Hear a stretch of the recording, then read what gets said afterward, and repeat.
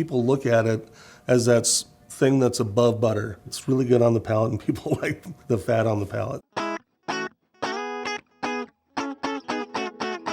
A new thing we're starting to see a lot with cream cheese is being used as a condiment. So traditionally expected on a bagel or sushi roll, a lot of chefs now are playing around with it as a spread or a sauce. 73% of consumers love or like cream cheese, so it's a very approachable condiment on menus. We are going to show it on a hamburger application today. It's a Latin style of build or Hispanic style of build. We got pico de gallo, some fresh cilantro. We're adding a jalapeno cream cheese spread.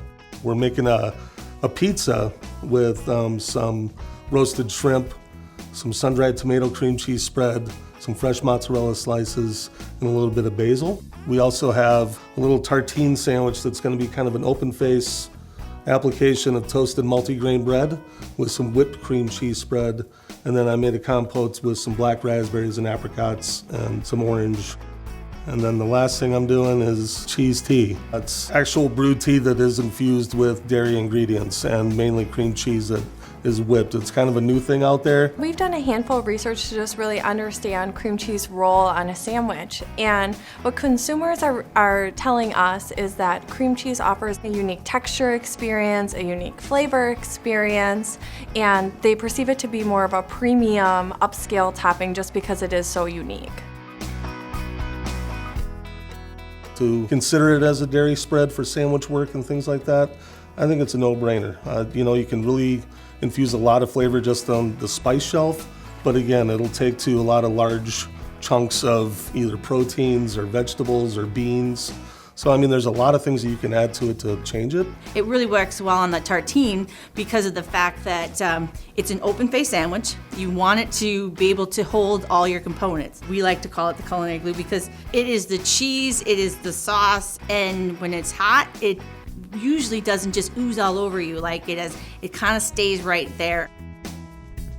If people hear the word cream cheese pizza, they might be like, oh, it's a fruit pizza, or it's something sweet. I think the savory end is a little bit more hard for them to understand, so what we tend to do is we just say it's blonde pizza, or we say it's a white pizza, because we don't want them to be focusing completely straight on that it's cream cheese. But then when they go, oh, that's cream cheese, and it's like that aha moment, wow, you can do so many things with that. One of the fastest growing ways that cream cheese is being used is cheese tea.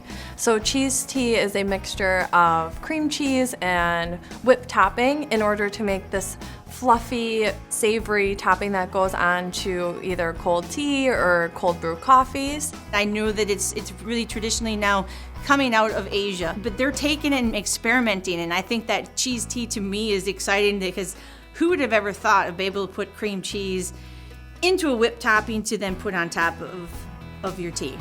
Just because a food or an application might be in ubiquity, that's when it's really time to reinvent that trend, and we're seeing cream cheese being reinvented in a lot of new ways.